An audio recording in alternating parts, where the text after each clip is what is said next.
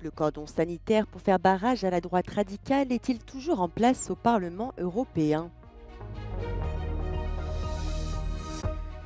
La période du gouvernement démissionnaire commence alors que le NFP n'arrive toujours pas à s'accorder sur la candidature du Premier ministre. Après avoir été la cible d'un missile russe qui a détruit une partie de l'établissement, l'hôpital pour enfants de Kiev a partiellement rouvert ses portes ce mardi.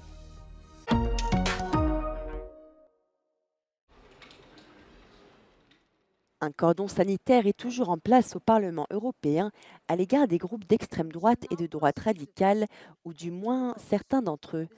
Parmi les 14 vice-présidents élus se trouvent 2 membres des conservateurs et réformistes européens. Toutefois, aucun ne vient de l'Europe des nations souveraines ou des patriotes pour l'Europe, même s'il s'agit du troisième groupe de l'hémicycle.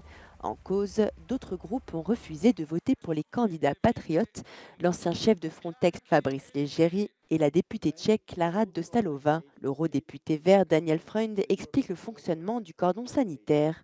Parties and political groups that basically want to destroy this parliament, that want to weaken the European Union, and that ran on platforms abolishing the EU, leaving the EU, whatever, should not hold responsibility in the European Union, should not hold responsibility here in the European Parliament.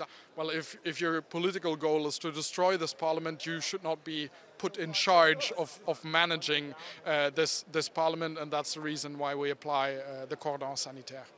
Cependant, cette stratégie est considérée comme une violation de la démocratie par les eurodéputés d'extrême droite. Se il gruppo dei Patriotti è il terzo gruppo per dimensioni all'interno del Parlamento europeo, non l'ho deciso io, ma l'hanno deciso gli elettori. Per cui il fatto di andare contro la volontà degli europei, una volontà che è stata espressa democraticamente da milioni di elettori europei, penso che rappresenti una grossissima assunzione di responsabilità, oltre che una mancanza di rispetto. 5 des nouveaux vice-présidents du Parlement viennent des socialistes, 3 du PPE, 2 de Renew et 2 CR, 1 des Verts et 1 de la gauche.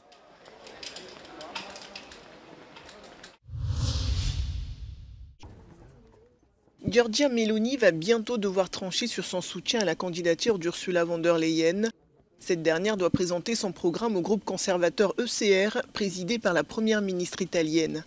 The debate over the vote that is taking place on Thursday to confirm von der Leyen's candidacy as president of the European Commission is particularly heated across European capitals. This is especially true here in Rome, where Italy's prime minister is also the president of the ECR political group, one of the largest groups that has remained undecided over its support to von der Leyen. As we know, at the end of June, Giorgia Meloni abstained from the vote to confirm von der Leyen's re-election, and more recently she stated that regardless of the dual roles, she wants Italy's position to be recognized. In other words, she aims to ensure that Italy gets a top post in the EU Commission.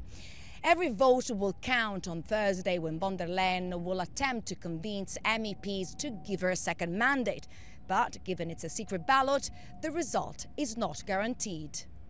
La position de Giorgia Meloni est délicate car elle doit préserver les relations de l'Italie avec la Commission européenne. Meloni oggi si trova dei concorrenti a destra, deve dimostrare di portare a casa un risultato. Quindi dei voti di Fratelli d'Italia sicuramente bisogna. Credo che l'influenza della Meloni possa essere anche su una parte almeno di ECR. Nel momento nel quale sono andati via Orban, Vox e una parte del gruppo, quella che è rimasta è più facile condizionarla. En cette période de turbulences internationales, l'Italie et le reste des pays de l'UE doivent veiller au bon fonctionnement des institutions. Per l'Italia, così come per gli altri paesi europei, c'è l'importanza di assicurarsi che questo voto ci porti effettivamente, rapidamente, a delle istituzioni funzionanti a livello europeo, perché non dimentichiamocelo, siamo in un contesto storico di grande fluttuazione, di grande rilevanza, con una guerra alle nostre porte, con un dibattito politico negli Stati Uniti dove purtroppo il tragico evento dell'altro giorno, che poteva essere ancora più tragico purtroppo, non ci fanno ritenere che la situazione a livello internazionale sia particolarmente semplice.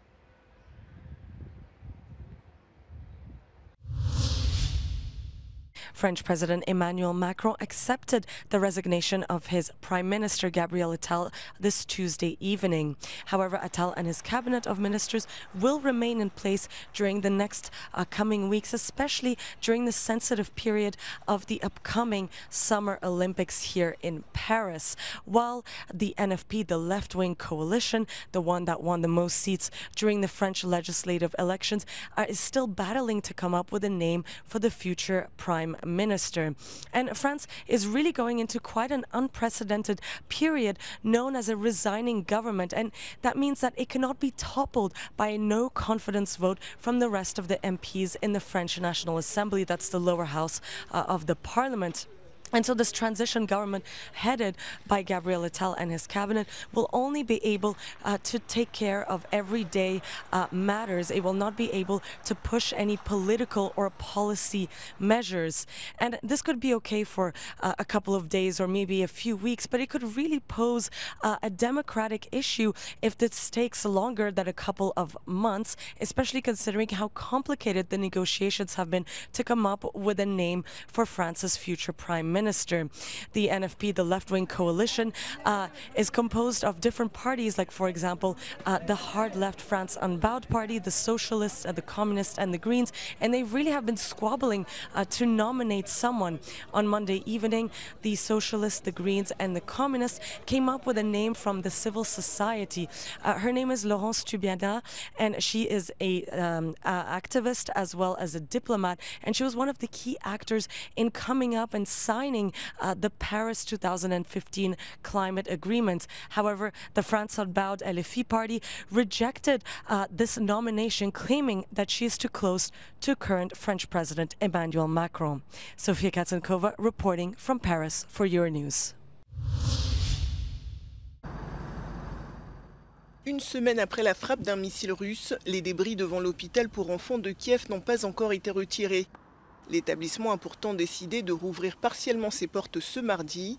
Seuls quelques services médicaux seront assurés en attendant la reconstruction complète de ce vaste complexe hospitalier. Lundi 8 juillet, une frappe russe sur l'hôpital a causé la mort de 2 personnes, un pédiatre et le parent d'un enfant malade. Moscou dément être à l'origine du tir, dont la déflagration a soufflé les façades de plusieurs bâtiments de l'hôpital.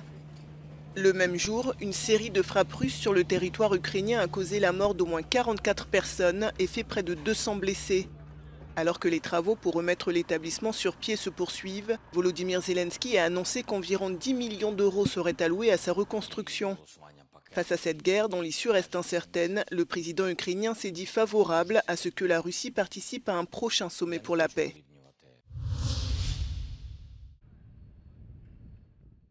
Les forces navales de la Chine et de la Russie ont donné le coup d'envoi d'un exercice militaire conjoint, quelques jours seulement après que les alliés de l'OTAN ont qualifié Pékin de facilitateur décisif de la guerre en Ukraine, un qualificatif rejeté par la Chine.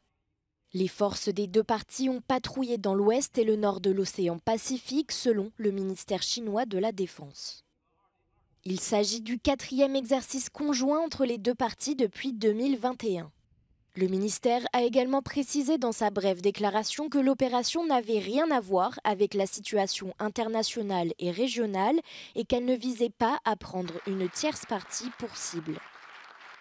Ces exercices conjoints font suite aux dernières tensions entre la Chine et l'OTAN la semaine dernière. Un communiqué de l'OTAN avait exprimé des inquiétudes quant à l'arsenal nucléaire de Pékin et ses capacités dans le domaine de l'espace, montrant clairement que la Chine est en train de devenir un sujet de préoccupation pour l'Alliance. Le lac Prespa, situé à cheval sur 3 États des Balkans, la Macédoine du Nord, l'Albanie et la Grèce, est sur le point de disparaître.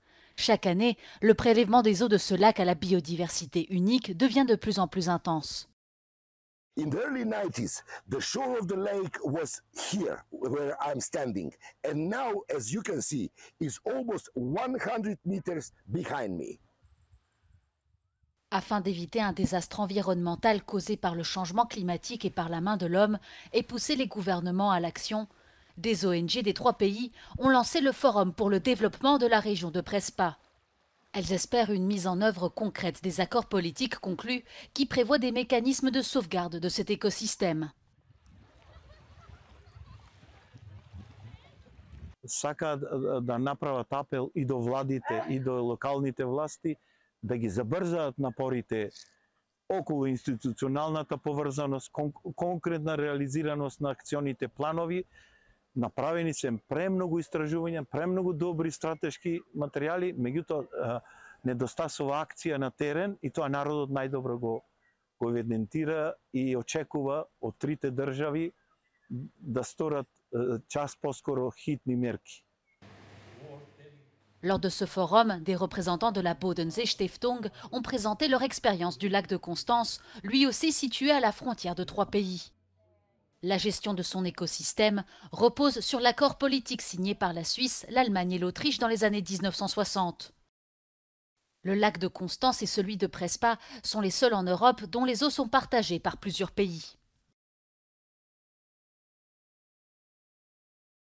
Social society cannot wait for some politicians in far-off capitals to have the mindset that it's important or whatever. So if the people here and the mayors, if they realize and they think it's necessary and it's important, then probably they can influence also politician makers on a higher level to really enforce that agreement.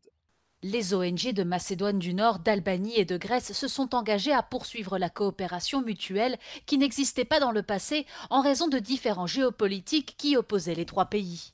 Selon elles, cette mesure permettra d'éviter une catastrophe écologique autour de ce lac vieux de plus d'1 million d'années.